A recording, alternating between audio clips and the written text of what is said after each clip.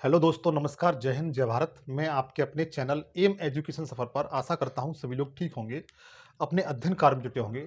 दोस्तों, आज का मेरा जो टॉपिक है, भारतीय इतिहास का एक अति महत्वपूर्ण टॉपिक है। यहाँ से हर एग्ज़ाम में, चाहे आप यूपीएससी, एनी स्टेट पीसीएस, किसी भी राज्य का पीसीएस दे रहे हों, TGT, PGT, railway, UP triple SC, आप कोई भी एग्ज़ाम दे रहे हों, तो यहाँ से 1 या 2 क्वेश्चन आपको 100% देखने के लिए मिल जाएगा।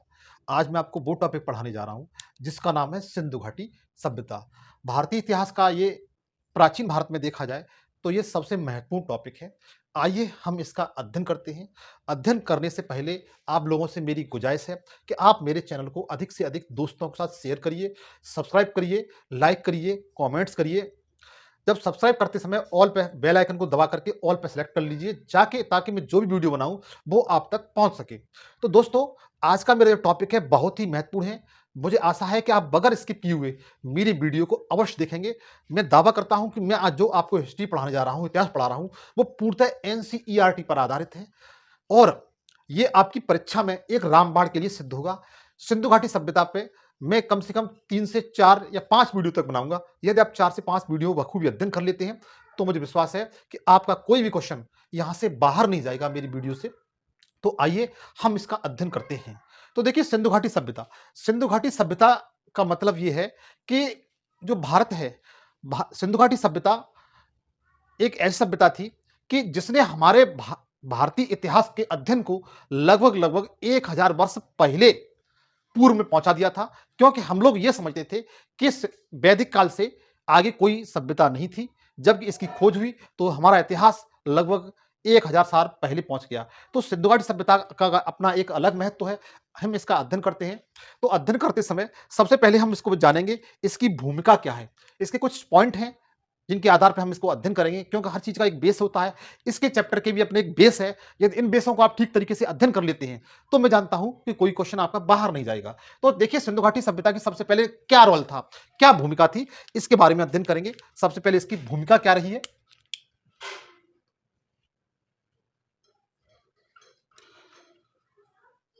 भूमिका क्या रही है, उसके बाद इसकी उत्पत्ति कैसे हुई।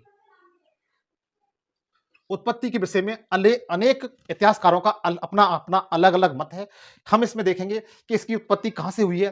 कुछ लोग ये मानते हैं कि जो सिंधु घाटी सभ्यता की उत्पत्ति हुई है, वो मेसोपोटामिया या सुमेरियन सभ्यता या मिस्र की सभ्यता के जो लोग थे, उन्होंने आकर के यहां पर मोहन सिंधु घाटी सभ्यता का निर्माण किया था।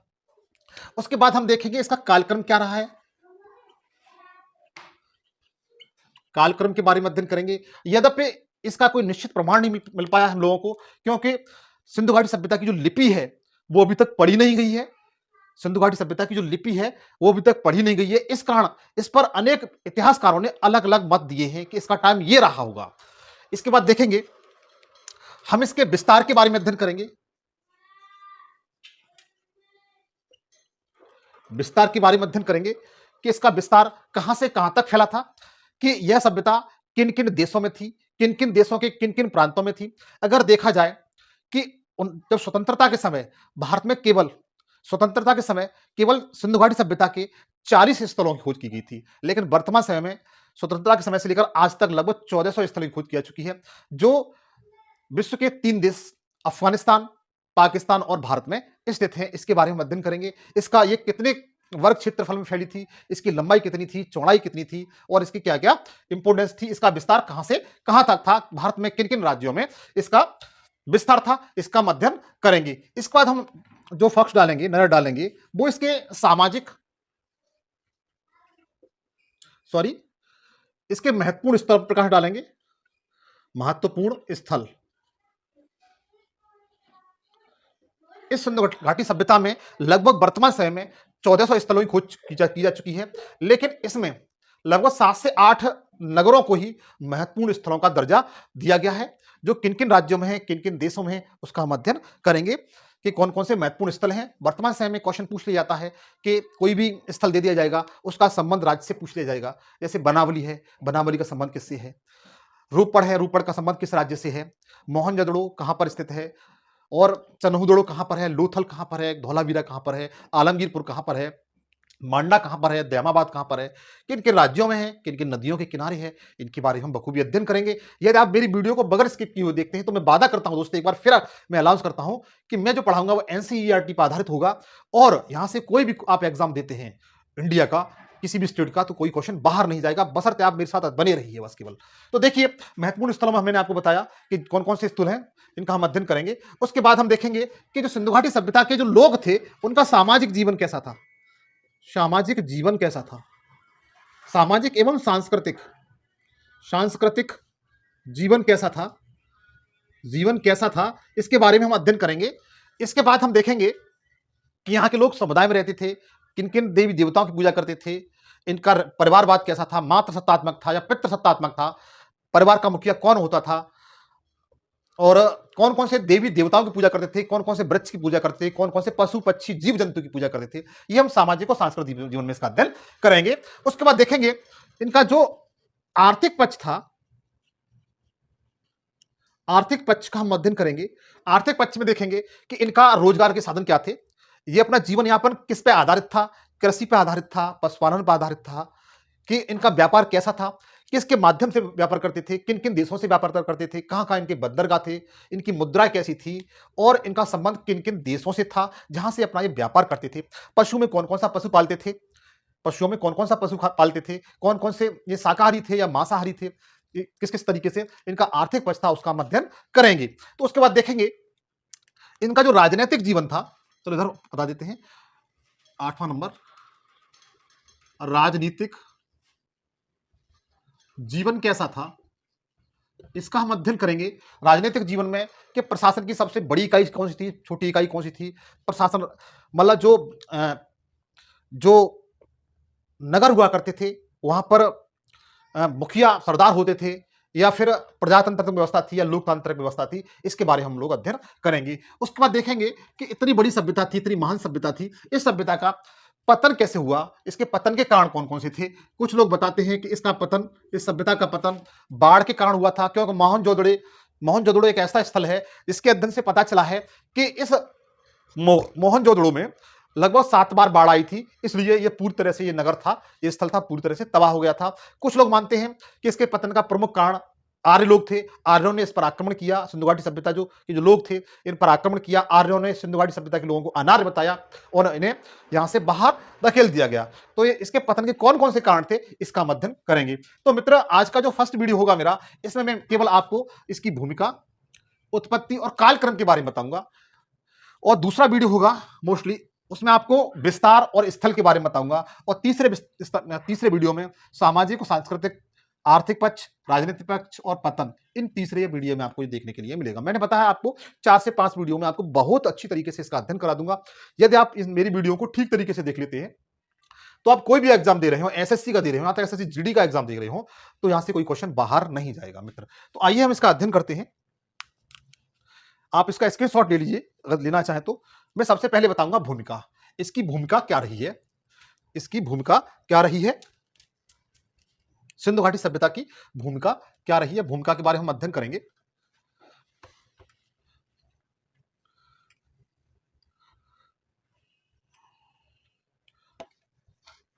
इसका अध्ययन करते हैं।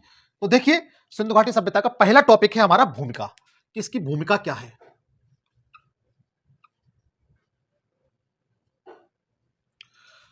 तो मित्र देखेंगे हम सिंधु घाटी सभ्यता में कि यह जो सिंधु घाटी सभ्यता थी, इसके लिए हम सबसे पहले हम एक भारत का मैप बनाएंगे, जिससे आपको बहुत आराम से ये सब कुछ समझ में आ जाएगा।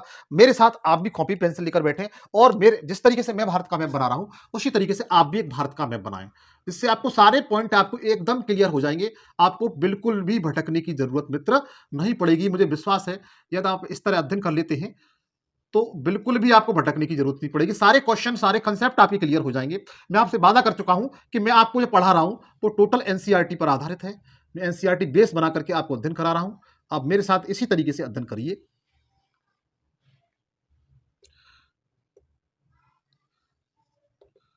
देखिएगा, इस तरीके से एक भारत का मैप बनाएंगे आप। भारत का मैप बनाने के बाद तो आप देखेंगे कि जो यह सभ्यता थी, सिंधु घाटी सभ्यता, उसमें इसका उत्तरी बिंदु जो था वो जम्मू कश्मीर में एक स्थान है मांडा। कौन सा है मित्र? मांडा। ये आपकी चिनाब नदी पर था मित्र। किस कौन सी नदी पर था? चिनाब नदी पर था। अगर आपसे क्वेश्चन पूछा जाता है कि आप ये बताइए कि सिंधु घाटी सभ्यता का सबसे उत्तरतम बिंदु कौन सा है, तो आप बता सकते हैं मांडा है। कौन सा है? मांडा है। और ये किस नदी पर था, तो आप बता सकते हैं चिनाब नदी पर। यदि आपसे ये सबसे उत्तरतम बिंदु है, यदि आपसे पूछा जाता है सबसे पूर्वी बिंदु कौन सा है, तो सबसे पूर्वी बिंदु आप उत्तर प्रदेश में है, जो मेरठ जिले में, जिसका नाम है आलमगीरपुर। आलमगीरपुर, आलमगीरपुर, यह उत्तर प्रदेश के मेरठ जिले में है। यह उत्तर प्रदेश के मेरठ जिले में है और यह हिंडन नदी के तट पर था।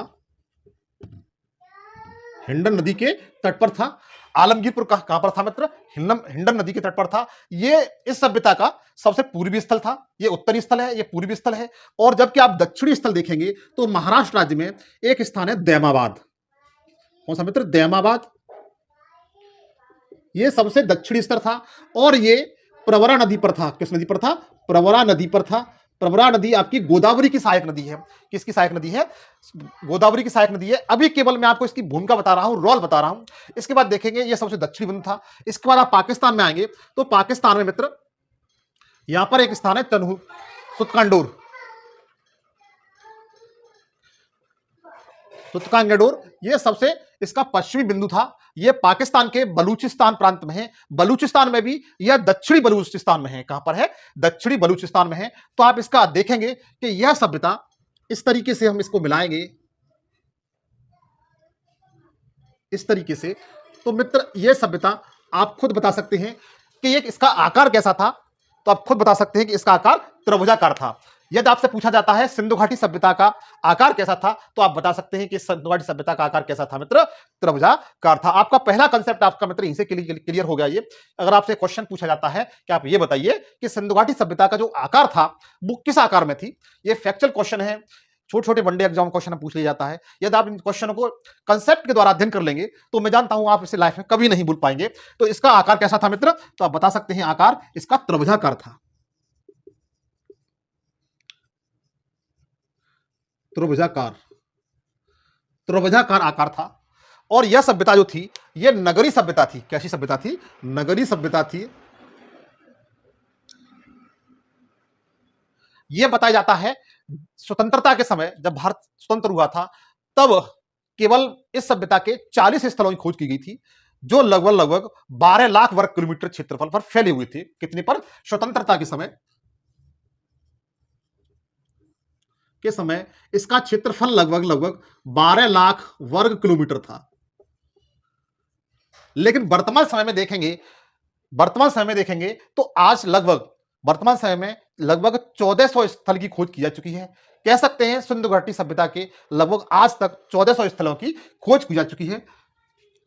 40 स्थल थे और वर्तमान में देखेंगे मित्र इसका क्षेत्रफल लगभग 20 लाख वर्ग किलोमीटर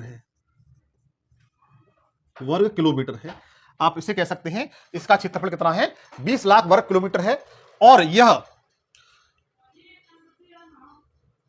वर्तमान समय में 1400 स्थलों की खोज की जा चुकी है। 1400 स्थलों की खोज की जा चुकी है। मैं नहीं पी पाऊंगा। 1400 स्थलों की खोज की जा चुकी है। तो आप मित्र इसका अध्ययन कर लें, चाहे नोट कर लें किसी जगह पर, आपके जहां से कोई कंसेप्ट क्लियर ना हो। अब देखिए इसकी महानता इस सभ्यता की इसलिए थी क्योंकि यह सभ्यता आपने देखा होगा इसके तात्कालिक समय की, जैसे इसके तात्कालिक समय है तो यहां पर आप देखेंगे यह सभ्यता थी, इसे मेसोपोटामिया की सभ्यता कहते हैं। क्या कहते हैं? मेसोपोटामिया की सभ्यता कहते हैं। यह आपकी मेसोपोटामिया की सभ्यता थी।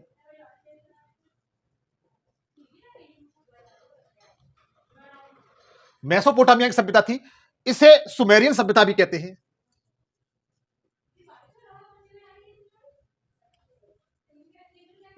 इसे सुमेरियन सभ्यता कहते हैं। और इसके समकालीन ही एक सभ्यता और थी जिसे नील नदी की सभ्यता या मिस्र की सभ्यता भी कहते हैं। यह आपकी नील नदी की सभ्यता या मिस्र की सभ्यता भी कहते हैं। मिस्र या नील नदी की सभ्यता भी कहते हैं।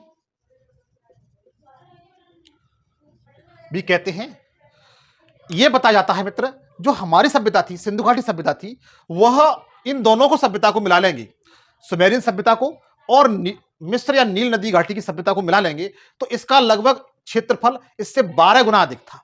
कितना अधिक था? 12 गुना अधिक था। अगर फैक्ट के रूप में क्वेश्चन आ जाए तो आप बता सकते हैं कि इन दोनों सभ्यता का लगभग लगभग कितना था मित्र? 12 गुना था। दोनों का 12 गुना था। और यदि हम मेसोपोटामिया की सभ्यता की बात करें तो इसका लगभग 20 गुना क्षेत्रफल था। मेसोपोटामिया की बात करें तो लगभग 20 गुना इसका बड़ा क्षेत्रफल था। तो आप इसकी महानता इसी से लगाई जा सकती है कि यह सभ्यता, जो सिंधु घाटी सभ्यता थी, वह इन दोनों सभ्यता का के क्षेत्रफल को दोनों कंक्लूड जोड़ दिया जाए तो इससे लगभग इसका क्षेत्रफल 12 गुना था। अगर मेसोपोटामिया या सुमेरियन सभ्यता की बात किया जाए तो इससे यह सभ्यता लगभग 20 गुना अधिक थी, 20 गुना अधिक क्षेत्रफल घेरे हुए थी। तो इससे स्पष्ट होता है कि सिंधु घाटी सभ्यता जो हमारी थी वो अन्य इन सभ्यताओं की तुलना में सर्वश्रेष्ठ थी। इसके बाद और हम आंकड़े देखते हैं कि हमारी जो सभ्यता थी, इसमें जो व्यापार वाणिज्य होता था वो हमेशा सिंधु घाटी सभ्यता या भारत के ही पक्ष में होता था। अधिकांश बेनिफिट होता था वो भारत के पक्ष में होता था।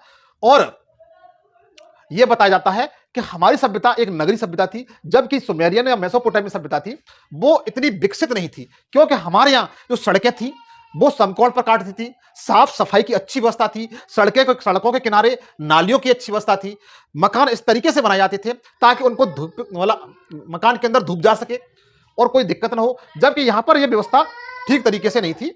यहां पर यह व्यवस्था देखेंगे मेसोपोटामिया और मिस्र में यह व्यवस्था ठीक से नहीं थी। तो देखिए, इसलिए हमारी सभ्यता की जो भूमिका थी वो अन्य की तुलना में सर्वश्रेष्ठ थी, अन्य की तुलना में सर्वश्रेष्ठ थी। इसके बाद और देखते हैं, जो सिंधु घाटी सभ्यता थी यह कांस्ययुगीन सभ्यता थी। कैसी थी मित्र? कांस्ययुगीन सभ्यता थी। कांस्ययुगीन सभ्यता थी के साथ हम और देखते हैं कि यह सभ्यता, जो दोनों सभ्यताएं थी, मेसोपोटामिया और मिस्र की सभ्यता, यह भी कांस्ययुगीन थी। लेकिन हमारी सभ्यता में कांस्य धातु एक मजबूत धातु होती है, इसका प्रयोग बढ़ चढ़ के किया जाता था, अधिक मात्रा में इस धातु का प्रयोग किया जाता था सिंधु घाटी सभ्यता में। जबकि यहां पर भी किया जाता था लेकिन कम मात्रा में, इसकी अपेक्षा कम मात्रा में किया जाता था। तो इसलिए हम कह सकते हैं कि सिंधु घाटी सभ्यता की जो भूमिका थी वो एक सर्वश्रेष्ठ थी। और उस समय यह अपने चरम सीमा पर थी, नगरी व्यवस्था थी, यह पूर्णतः विकसित अवस्था थी सिंधु घाटी सभ्यता की। तो आप इसका चाहे स्क्रीनशॉट ले लें। आप इसकी कई चीजें याद रखेंगे मित्र। इसका आकार अगर पूछा जाता है तो त्रिभुजाकार आप बता सकते हैं, मोस्टली यहीं से क्वेश्चन आता है। इसका आकार कैसा था, इसका उत्तरी बिंदु कौन सा था, पूर्वी कौन सा था, दक्षिणी कौन सा था और पश्चिमी कौन सा था, इनको मोस्टली आप याद रखेंगे। अगर इसके क्षेत्रफल की बात की जाए वर्तमान समय में तो इसका क्षेत्रफल लगभग 20 लाख वर्ग किलोमीटर है। स्वतंत्र आज के समय में लगभग 1400 स्थलों की इसकी खोज की जा चुकी है। तो आप इसका स्क्रीनशॉट ले लीजिए मित्र।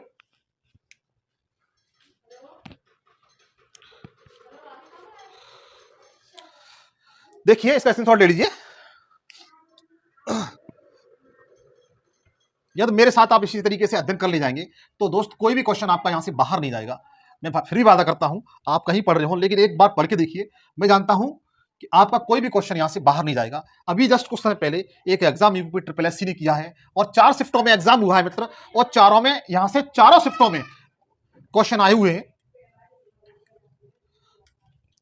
अब देखिए,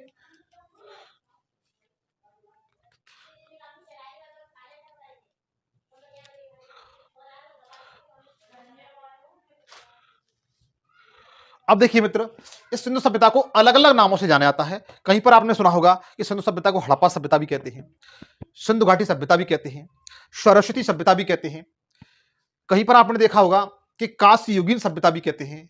कहीं पर सुना होगा, आपने पढ़ा होगा, इसे प्रथम नगरी क्रांति भी कहते हैं, इसे भारत की प्रथम नगरी क्रांति भी कहते हैं। तो देखिए, इसे अलग अलग समय में इसको अलग अलग नाम से जाना गया है। जैसे देखते हैं, हम इसको हड़प्पा सभ्यता भी कहते हैं,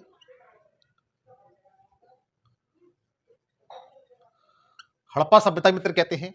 इससे सिंधु नदी घाटी सभ्यता भी कहते हैं, सिंधु नदी घाटी सभ्यता भी कहते हैं, घाटी सभ्यता भी कहते हैं। इसके बाद देखेंगे इस सभ्यता को सरस्वती सभ्यता भी कहते हैं। आप सोच रहे होंगे सरस्वती नदी तो इलाहाबाद में बहती है। नहीं, अब इस सभ्यता ये मतलब ये जो नदी थी सरस्वती नदी, ये मोस्टली हरियाणा और पंजाब में बहती थी। इसका प्रमाण ही मिला है कि वहां पर भी एक सरस्वती नदी थी। उसके किनारे पर लगभग लगभग 1100 स्थल थे। तो इस कारण इस सभ्यता को सरस्वती सभ्यता भी कहते हैं।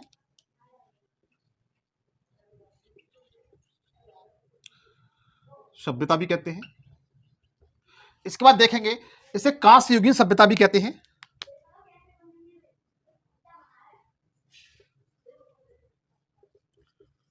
कांस्य युगीन सभ्यता भी कहते हैं इसे। इसके बाद देखेंगे इसे भारत की प्रथम नगरीय क्रांति भी कहते हैं। भारत की प्रथम नगरीय क्रांति भी कहते हैं। क्रांति का मतलब मित्र होता है कि जो कोई भी कंडीशन चल रही है उसमें बदलाव आ जाना, बहुत तेजी के साथ बदलाव आ जाना, उस क्रिया को हम क्या कहते हैं? क्रांति कहते हैं।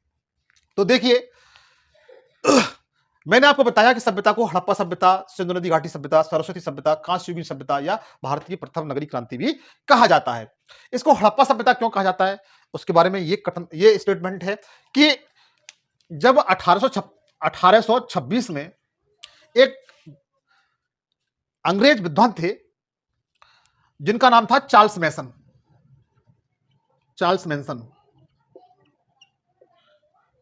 मैसन व्यक्ति थे। इन्होंने सर्वप्रथम जो हड़प्पा एक टीला था, जो स्थल था, उसकी ओर अपना प्रथम बार ध्यान आकर्षित किया। प्रथम बार ध्यान आकर्षित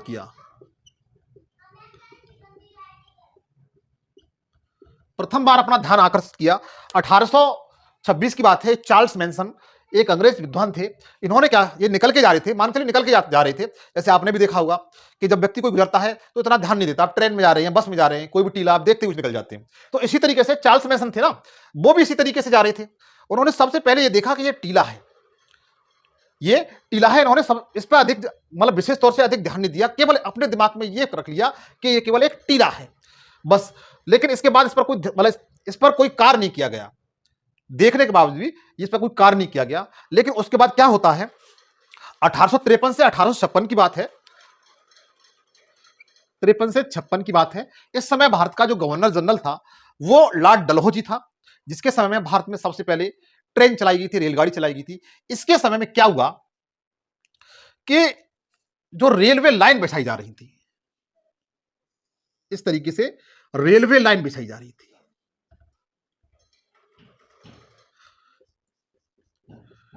इस तरीके से रेलवे लाइन बिछाई जा रही थी और यह रेलवे लाइन कराची पाकिस्तान में है। और मित्र यह सिंध नदी के तट पर है। किस पर है? सिंध नदी के तट पर है। एक बार क्वेश्चन पूछा गया था, ज्योग्राफी का क्वेश्चन था मित्र, कि जो कराची शहर है वो सिंध नदी के कौन से तट पर है, दाएं तट पर है, बाएं तट पर है? आप कमेंट्स करके बताएंगे कौन से तट पर है, सर्च करके बताइए कौन से तट पर है, कमेंट्स बताइए। कराची से लाहौर तक रेलवे लाइन बिछाई जा रही थी और यह कार्य जो हो रहा था,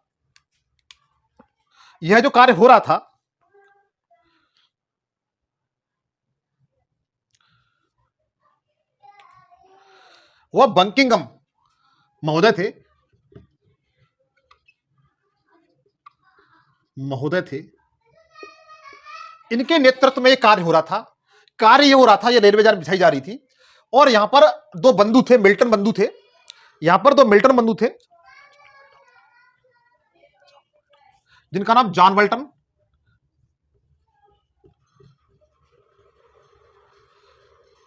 और विलियम मिल्टन।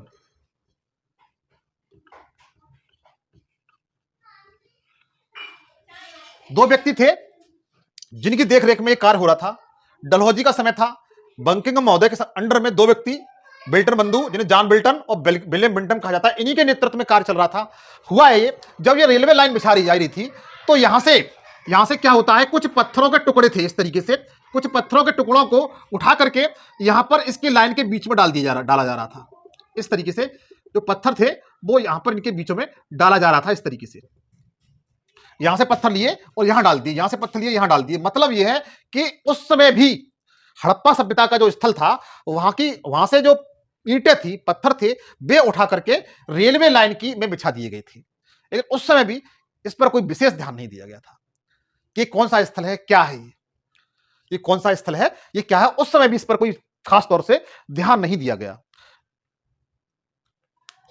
लेकिन इतना तो क्लियर हो गया इन बंकिंगम महोदय थे कि यहां पर कोई ना कोई ऐसी सभ्यता विकसित रही होगी जो अपने चरम सीमा पर थी, जहां पर पक्की ईंटें थी। तो आप इसे नोट कर लीजिए, दोनों पॉइंटों को नोट कर लें मित्र।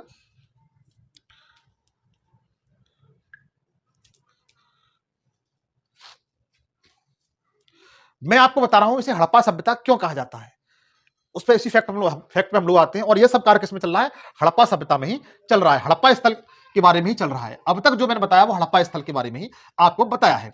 इसके बाद क्या होता है मित्र, 1921 में 1921 में क्या होता है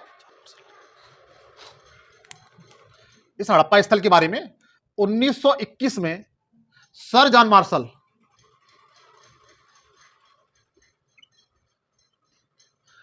मार्शल जो उस समय भारतीय पुरातत्व एवं सर्वेक्षण विभाग के अध्यक्ष थे। कौन थे ये, पूछा गया मित्र, भारतीय पुरातत्व एवं सर्वेक्षण विभाग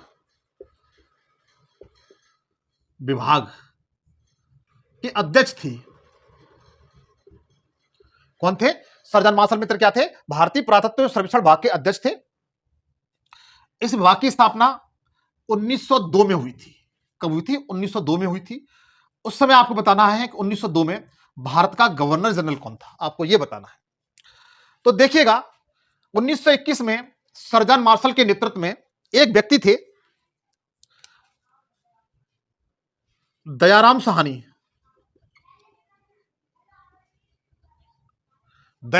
थे। इनके नेतृत्व में इस हड़प्पा स्थल की खोज हुई। किसकी, हड़प्पा स्थल की खोज हुई।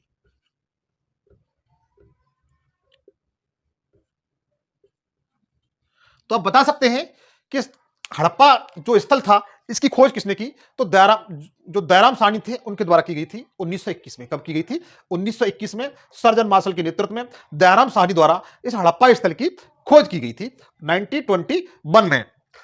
इसलिए हम कह सकते हैं कि सबसे पहले जो खोजा गया स्थल था वो हड़प्पा स्थल था। इसी कारण इस सभ्यता को हम हड़प्पा सभ्यता भी कहते हैं। क्या कहते हैं, हड़प्पा सभ्यता भी कहते हैं। तो आप नोट करके लिख सकते हैं कि हड़प्पा सभ्यता की सबसे अधिक पहले खोज होने के कारण हड़प्पा स्थल की सर्वप्रथम खोज होने के कारण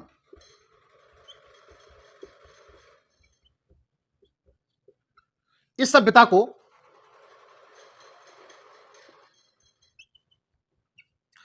हड़प्पा सभ्यता कहा जाता है। यह मित्र कंसेप्ट आपको एकदम क्लियर हो गया होगा कि इसे हड़प्पा सभ्यता क्यों कहा जाता है। तो आप बता सकते हैं, एक छोटे से पॉइंट बता सकते हैं कि हड़प्पा सभ्यता इसको इसलिए कहा जाता है क्योंकि यह स्थल सर्वप्रथम खोजा गया था। यह स्थल सर्वप्रथम खोजा गया था। किसने खोजा था, आप बता सकते हैं, दयाराम साहनी ने। किसके नेतृत्व में, सर जॉन मार्शल के नेतृत्व में। कब खोजा गया था, 1921 में। आपके तीनों कंसेप्ट, आपके क्वेश्चन आपके कंसेप्ट द्वारा क्लियर हो गए। अब देखिए आगे, इसे सिंधु नदी घाटी सभ्यता क्यों कहते हैं, आप इसका स्क्रीनशॉट ले लीजिए। इसको सिंधु नदी घाटी सभ्यता क्यों कहते हैं वो आपको बताऊंगा मैं।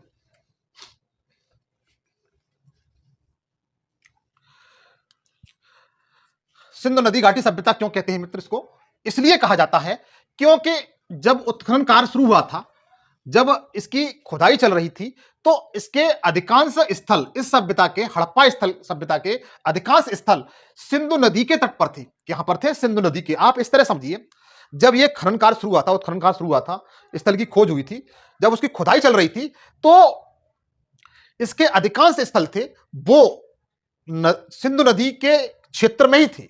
जैसे ये नदी बह रही है, ये इस तरीके से नदी बह रही है, सिंधु नदी है। इसके अधिकांश जो स्थल थे वो मोस्टली इसी के तट पर थे, कुछ इसी के क्षेत्र में थे, इसी के क्षेत्र में थे। इसी कारण उस समय इसका नाम सिंधु नदी घाटी सभ्यता रख दिया गया। फिर एक बार देखिए, उस समय जब खुदाई चल रही थी तो उस समय देखा गया कि सिंधु नदी के क्षेत्र में अधिकांश स्थल पाए जा रहे हैं।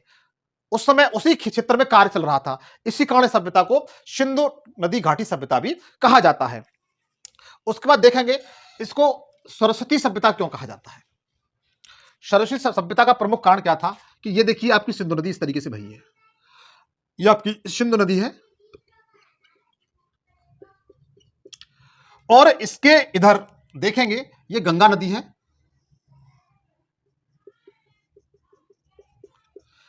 गंगा नदी है। इसके बीच में लगभग 1100 स्थल थे। कितने स्थल थे? 1100 स्थल थे। और ये 1100 स्थल उस समय एक नदी बहती थी इस तरीके से, जिसे सरस्वती नदी कहा जाता है। क्या कहा जाता है? सरस्वती नदी कहा जाता है। इसका प्रमाण हमें हरियाणा में इसका साक्ष्य देखने के लिए मिले हैं। तो इस कारण इस सभ्यता को सरस्वती नदी भी कहा जाता है। इसी कारण सभ्यता को सरस्वती नदी कहा जाता है। अगला देखिए, इस सभ्यता को सरस्वती हो गया आपका। अब देखिए इसे कांस्य सभ्यता क्यों कहते हैं? कांस्य सभ्यता क्यों कहते हैं? तो कांस्य सभ्यता इसका कहने का कारण यह था कि उस समय लोहे की खोज नहीं हुई थी, लोहे की खोज बाद में हुई है। लोहे के प्रमाण हमें बाद में मिलते हैं, वैदिक काल वगैरह में मिलते हैं। लेकिन उस समय ये लोग क्या करते थे, हड़प्पा सभ्यता के लोग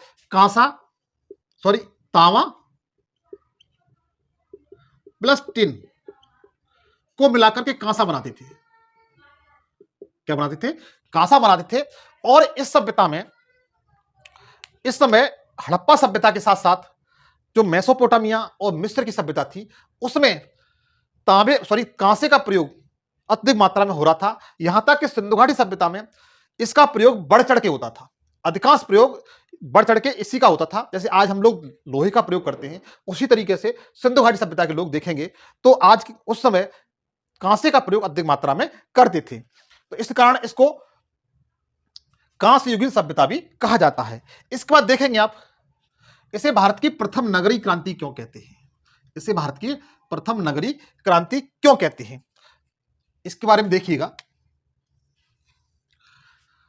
क्रांति का मतलब होता है कि परिवर्तन। क्रांति मतलब क्या होता है? परिवर्तन, तेजी के साथ परिवर्तन। जैसे मान के चलिए हमारी जो सभ्यता थी वह एक सुनियोजित नगरीय सभ्यता थी। अगर देखेंगे जो सिंधु घाटी सभ्यता थी वो नगरीय सभ्यता थी। कैसी सभ्यता थी? नगरीय सभ्यता थी। जबकि आप अन्य सभ्यताओं को देखेंगे वे मोस्टली ग्रामीण जैसी सभ्यता थी। ये नगरी नहीं थी, ये ग्रामीण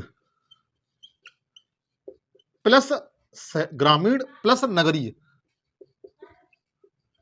दोनों का मिक्सर था। जैसे मेसोपोटामिया, नील नदी की सभ्यता, इनमें इस तरीके का महत्व था, मिश्रण था। यहां पर जो सड़कें होती थी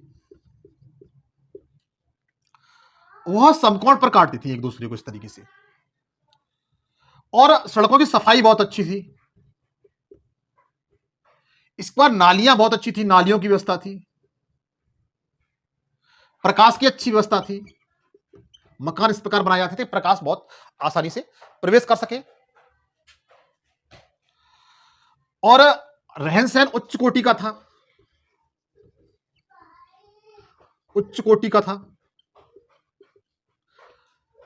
व्यापार वाणिज्य इसके पक्ष में था।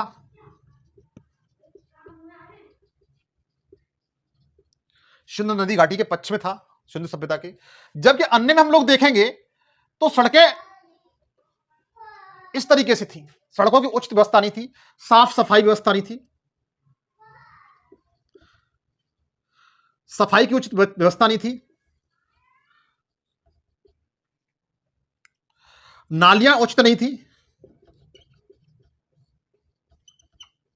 कच्ची नाली बना दी जाती थी। जबकि सिंधु घाटी सभ्यता में पक्की नाली के साथ मिलते हैं।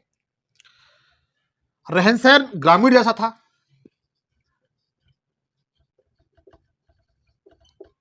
रहन सहन ग्रामीण जैसा था। तो इस तरीके से देखेंगे कि हमारी जो भारतीय सभ्यता थी वह एक नगरीय सभ्यता थी, इसलिए यह सभ्यता एक भारत की प्रथम क्रांति कहा जाता है। इसी कारण इसको भारत की प्रथम क्रांति कहा जाता है। इसे नोट कर लीजिए आप। अब देखिए, इसके बाद मैं आपको बताऊंगा, ये मैंने मोस्टली आपको भूमिका बता दी। ये क्या बताया मैंने आपको? भूमिका बता दी। अब मैं आपको बताऊंगा कि सिंधु घाटी सभ्यता का विकास कैसे हुआ, ये उसकी उत्पत्ति कैसे हुई। आप हेडिंग डालेंगे सिंधु घाटी सभ्यता की उत्पत्ति कैसे हुई। ये केवल मैंने आपको जो ओवरव्यू दिया है वो केवल आपको इसकी भूमिका का ओवरव्यू दिया है। तो इसमें देखिए, सबसे पहले मैंने आपको भूमिका बता दी है। अब मैं आपको बताऊंगा इसकी उत्पत्ति के बारे में। किसके बारे में? मतलब उत्पत्ति के बारे में। इसकी उत्पत्ति कैसे हुई है, इसकी उत्पत्ति के कौन कौन से कारण हैं। देखिए, इसकी उत्पत्ति के बारे में लोगों की अलग अलग अवधारणा है। इसके मोस्टली 3 कारण बताए हैं। कुछ लोग इसे मेसोपोटामिया,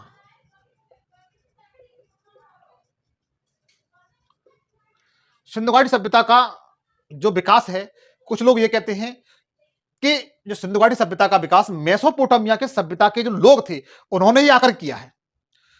कुछ लोग क्या कहते हैं, कुछ इतिहासकार कहते हैं कि सिंधु सभ्यता का विकास ईरानी प्लस बलूचिस्तानी,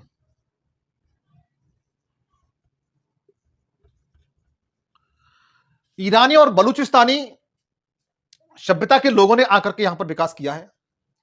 और कुछ कहते हैं कि इस सभ्यता का विकास सोथी संस्कृति से हुआ है।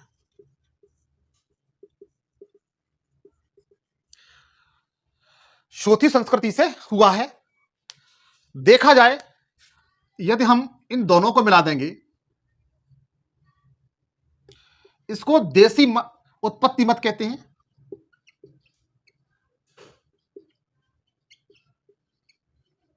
इसे देसी उत्पत्ति मत कहते हैं, और इसे विदेशी उत्पत्ति मत कहते हैं। विदेशी उत्पत्ति मत कहते हैं, मत कहते हैं। देखिएगा, फिर एक बार देखिए, इसकी उत्पत्ति के बारे में अलग अलग विद्वानों ने अलग अलग मत दिए हैं। कुछ लोग कहते हैं कि इसकी उत्पत्ति मेसोपोटामिया की सभ्यता के लोगों ने आकर किया था। कुछ लोग कहते हैं, कुछ विद्वान कहते हैं कि इसकी उत्पत्ति ईरानी और बलूचिस्तानी की उत्पत्ति से हुआ है, यहां के लोगों ने आकर के इस सभ्यता का विकास किया था, हड़प्पा सभ्यता का। कुछ कहते हैं कि सोथी संस्कृति से इसका विकास हुआ है। देखिए मित्र, यहां पर क्या है, यहां पर 2 सिद्धांत कार्य करते हैं। एक तो विसरणवादी सिद्धांत कार्य करता है। कौन सा? विसरणवादी सिद्धांत। विसरणवादी सिद्धांत किसे कहते हैं, एक बात समझिएगा प्लीज। यहां पर 2 सिद्धांत कार्य करते हैं। एक तो सिद्धांत, एक है विसरणवादी। विसरणवादी सिद्धांत, विसरणवादी सिद्धांत कहते किसे, इसके बारे में देखिएगा। जैसे मेसोपोटामिया के लोगों ने आकर के, या नील नदी के लोगों ने आकर के, सुमेरियन सभ्यता के लोगों ने आकर के हमारे भारत में सिंधु घाटी सभ्यता का निर्माण किया, उत्पत्ति की, तो इस सिद्धांत को हम विसरणवादी सिद्धांत कहते हैं। क्या कहते हैं? विसरणवादी सिद्धांत कहते हैं। और जो दूसरा मत है मित्र, वह क्रमिक वादी सिद्धांत। कौन सा मित्र? क्रमिकवादी सिद्धांत। इसमें क्या हुआ है कि इसमें जैसे बलूचिस्तानी या सोथी संस्कृति, जैसे कोई नगर था, नगर से पहले वहां पर कोई अर्धनगर रहा होगा, उससे पहले कोई ग्रामीण क्षेत्र रहा होगा, और उससे भी पहले उस जगह पर बिल्कुल रूरल क्षेत्र रहा होगा। तो इस तरीके से जो क्रम बढ़ता हुआ चला आ रहा है, बिल्कुल रूरल, ग्रामीण, अर्ध ग्रामीण, फिर उसके बाद अर्धनगरीय, नगरीय, श्रेष्ठ नगरीय, इस तरीके से जो क्रमिक विकास होता हुआ चला आ रहा है, उसे हम कहते हैं क्रमिकवादी सिद्धांत। तो मेसोपोटामिया की सभ्यता है, वो मोस्टली विसरणवादी सिद्धांत पर आधारित है। किस पर? विसरणवादी सिद्धांत पर आधारित है। जबकि ईरानी, बलूचिस्तानी प्लस सोथी संस्कृति, क्योंकि सोथी संस्कृति का विकास ये खोज की गई थी अमरानंद घोष द्वारा, राजस्थान में 1953 में की गई थी। तो उनके अनुसार इसकी उत्पत्ति क्रमिकवादी सिद्धांत के अनुसार हुई है। तो आप इसे एक बात प्लीज नोट कर लीजिए। अब कौन कौन से विद्वानों ने इसे देसी मत में है और कौन कौन से विद्वान विदेशी मत में है, वो आपको बताऊंगा। देसी मत में कौन कौन से हैं, विदेशी मत में कौन कौन से हैं। देखिएगा,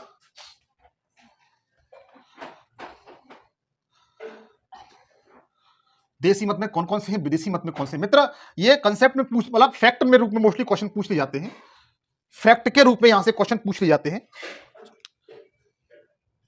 तो इसमें देखिए गार्डन चाइल्ड, पहला नाम आता है garden child. Child garden child है। इनका मत है कि लगभग 6000 ईसा पूर्व, गार्डन चाइल्ड का मतलब उन्होंने बताया कि लगभग 6000 ईसा पूर्व मेसोपोटामिया के लोग भारत में आए और यहां आकर के इन्होंने सिंधु नदी घाटी सभ्यता का विकास किया। उसके बाद क्रेमर हैं, क्रेमर ने भी यही बताया कि भारत में सभ्यता का विकास मेसोपोटामिया की सभ्यता के विकास से हुआ है। फिर उसके बाद जॉन मार्शल हैं, जॉन मार्शल ये भी मानते हैं कि इस सभ्यता का विकास मेसोपोटामिया सभ्यता से हुआ है। उसके बाद देखेंगे डीडी कौशाम्बी हैं, डीडी कौशाम्बी हैं, इनका मत यही था। और उसके बाद देखेंगे आप डीपी अग्रवाल हैं, डीपी अग्रवाल हैं। इनका मत था कि जो इस सभ्यता का लोग थे, सिंधु घाटी सभ्यता के लोगों का जो विकास हुआ है वो मेसोपोटामिया के लोगों ने किया है। डीपी अग्रवाल क्या कहते हैं पता है? डीपी अग्रवाल ने किससे तुलना की? क्योंकि भारत में हड़प्पा एक स्थल था, वहां पर इस तरीके के चबूतरे पाए गए हैं, इस तरीके के चबूतरे पाए गए हैं। डीपी अग्रवाल ने बताया है कि हड़प्पा स्थल से इस तरीके के चबूतरे पाए गए। क्या है? चबूतरे। और इसी तरीके के चबूतरे जिन्हें जो मेसोपोटामिया में पाए गए हैं, इस तरीके के जिन्हें जिगुरत कहा जाता है। क्या कहा जाता है? जिगुरत। इन्हें जिगुरत कहा जाता है। अर्थात इन चबूतरों की तुलना जो मिस्र में पाए गए जिगुरत, मेसोपोटामिया में पाए गए जिगुरत से की गई है। इसलिए यह अनुमान लगाया उन्होंने, डीपी अग्रवाल जी ने, कि जो मेसोपोटामिया के लोग भारत में आए और इसी तरीके के चबूतरे का निर्माण यहां पर किया, इसलिए सिंधु घाटी सभ्यता के लोग थे वो मेसोपोटामिया के निवासी थे। यह आपको कॉन्सेप्ट एकदम क्लियर हो गया होगा। उसके बाद देखेंगे हम ईरानी संस्कृति में, इसमें मोस्टली फेयर सर्विस का नाम आता है।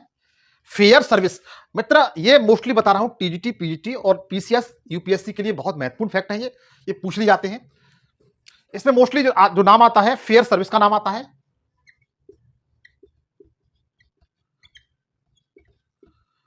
फेयर सर्विस ने माना कि ये लोग कहां के निवासी थे? ये बलूचिस्तान के मोस्टली निवासी थे, ईरान के निवासी थे, और रोमिला थापर। इन लोगों का मत यह था मित्र कि जो नाल, कुल्ली और आमरी स्थल है, ये नाल, कुल्ली और आमरी,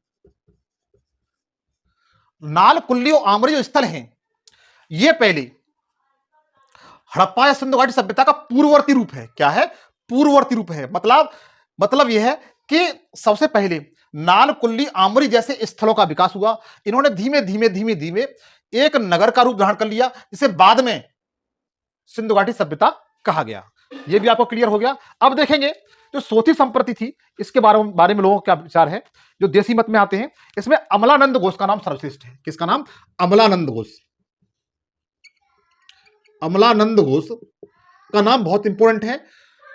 अमलानंद घोष ने क्या किया था कि जो सोथी संस्कृति थी इसकी खोज की थी। क्या की थी? खोज की थी 1953 में। कब की थी मित्र?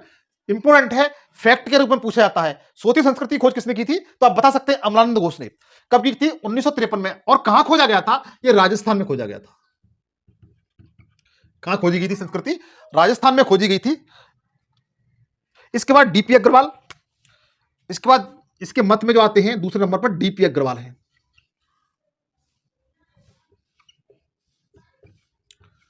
देखिए इन्होंने बताया कि जैसे अमलानंद घोष ने, सिंधु घाटी सभ्यता के लोग पीपल के पत्ते का प्रयोग करते थे। सोथी संस्कृति के लोग थे वो भी पीपल के पत्ते का प्रयोग करते थे। तो पहला पॉइंट इन्होंने जो समानता दिखाई वो पीपल के पत्ता का पत्ता। उसके बाद दूसरा जो प्रमाण बताया उन्होंने, रस्सी के साक्ष्य, रस्सी के साक्ष्य। रस्सी के साक्ष्य का इन्होंने वर्णन किया है। इन्होंने बताया पीपल के और रस्सी का प्रयोग मोस्टली सिंधु घाटी सभ्यता के लोग करते थे और सोती संस्कृति के लोग भी करते थे। अर्थात सोती संस्कृति से ही सिंधु घाटी सभ्यता का विकास हुआ है, उत्पत्ति हुई है। तो इस तरीके से विद्वानों के अलग अलग मत हैं, इसका आपने अध्ययन मैंने बताया आपको। यहां से एक या दो क्वेश्चन फैक्ट के रूप में मोस्टली पूछे जाते हैं, हालांकि इंपोर्टेंट इतना नहीं है, लेकिन आप किसी अच्छे एग्जाम की तैयारी कर रहे हैं तो आप इसे चूकिए मत, सबको ठीक तरीके से एक दो बार इनको रिवीजन कर लीजिए, याद कर लीजिए। इसके बाद देखेंगे मित्र, मैंने आपको इसकी उत्पत्ति के बारे में बताया, अब इसके बारे में बताऊंगा इसका कालक्रम क्या है, यह सभ्यता कब विकसित हुई, इसका टाइम पीरियड क्या रहा है, आपको यह बताऊंगा मैं इसका टाइम पीरियड क्या रहा है, ये भारत में कब से कब तक थी। मैंने आपको उत्पत्ति बता दी, भूमिका बता दी। अब मैं आपको बताऊंगा कि इसका कालक्रम क्या रहा है, इसका कालक्रम क्या रहा है।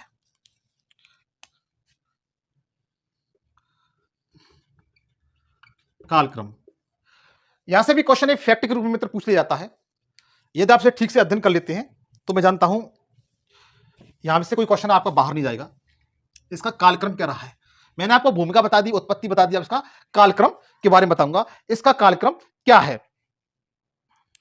देखिए मित्र, कालक्रम के बारे में देखेंगे तो कालक्रम के बारे में यह अंदाजा लगा जा सकता है, क्योंकि सिंधु घाटी सभ्यता की जो लिपि थी, जो चित्रात्मक लिपि थी, कैसी लिपि थी, चित्रात्मक लिपि थी, जो अभी तक पढ़ी नहीं जा सकी है। तो पहली समस्या इसके काल के विषय में जानने के लिए, इसके समयावधि के विषय में जानने के लिए हमारी सबसे पहली समस्या यह हुई है कि उस समय के जो भी प्रमाण हैं, जो लिखित साक्ष्य हैं, वो अभी तक पढ़े नहीं गए हैं। कैसे पढ़े नहीं गए? तो सबसे पहली समस्या क्या है, हम देखेंगे कि इसकी लिपि का पढ़ा न जाना,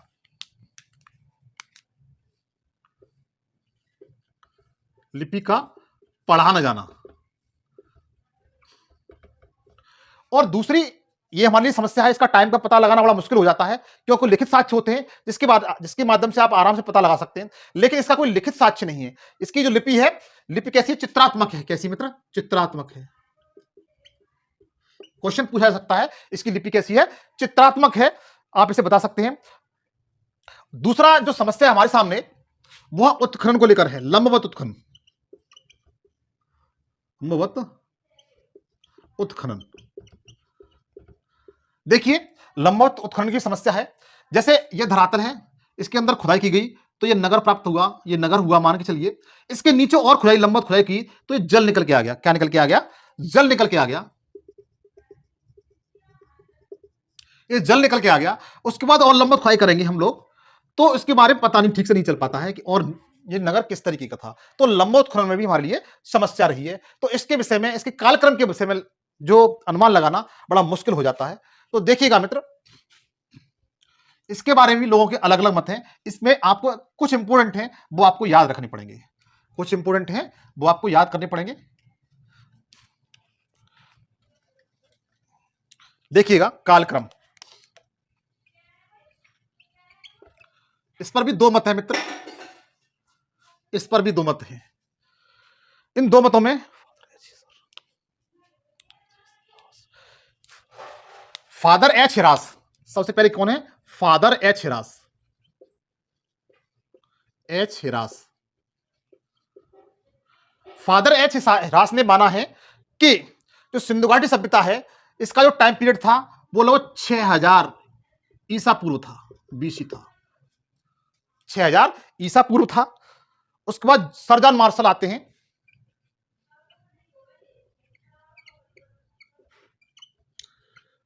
सर जॉन मार्शल का स्थान आता है। सर जॉन मार्शल ने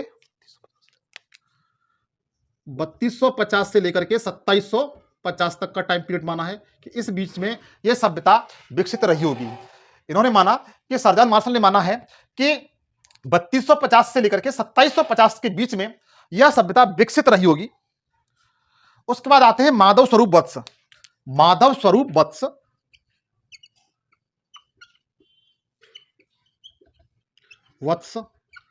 माधव स्वरूप वत्स का मत यह था कि यह सभ्यता 3500 बीसी से लेकर के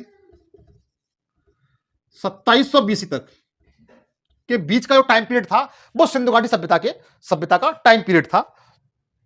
फिर आते हैं मैके महोदय, ये मित्र पूछे जाते हैं, इनका टाइम पीरियड पूछ लिया जाता है। मैके महोदय, मैके महोदय ने बताया सिंधु घाटी सभ्यता का जो टाइम था वो 2800 बीसी से लेकर के 2500 बीसी तक था। 2800 बीसी से लेकर के 2500 बीसी तक था। और एक है मार्टिन व्हीलर।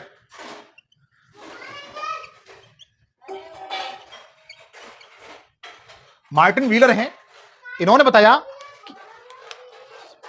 कि सिंधु घाटी सभ्यता का जो टाइम पीरियड था वो 2500 से लेकर के बीसी से लेकर के 1500 बीसी तक था।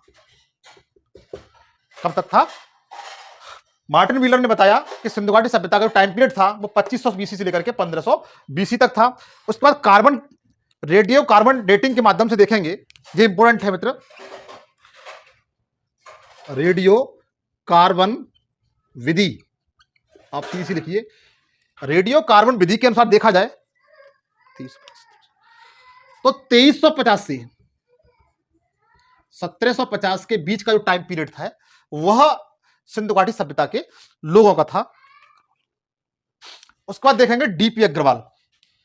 डीपी अग्रवाल, डीपी अग्रवाल,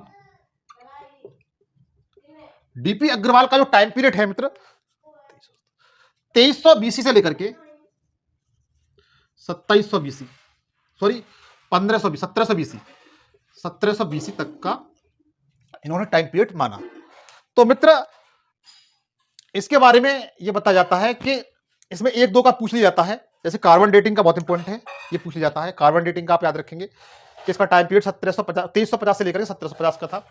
उसके बाद सर्जन मार्शल वाला पूछ लिया जाता है, माधव स्वरूप बत्स वाला पूछ लिया जाता है, मेके महोदय वाला पूछ लिया जाता है, और डीपी अग्रवाल वाला पूछ लिया जाता है। यदि आप तीन चारों को मैं जानता हूं अध्ययन कर लेंगे, देख लेंगे, तो मैं जानता हूं यहां से आपका कोई क्वेश्चन बाहर नहीं जाएगा।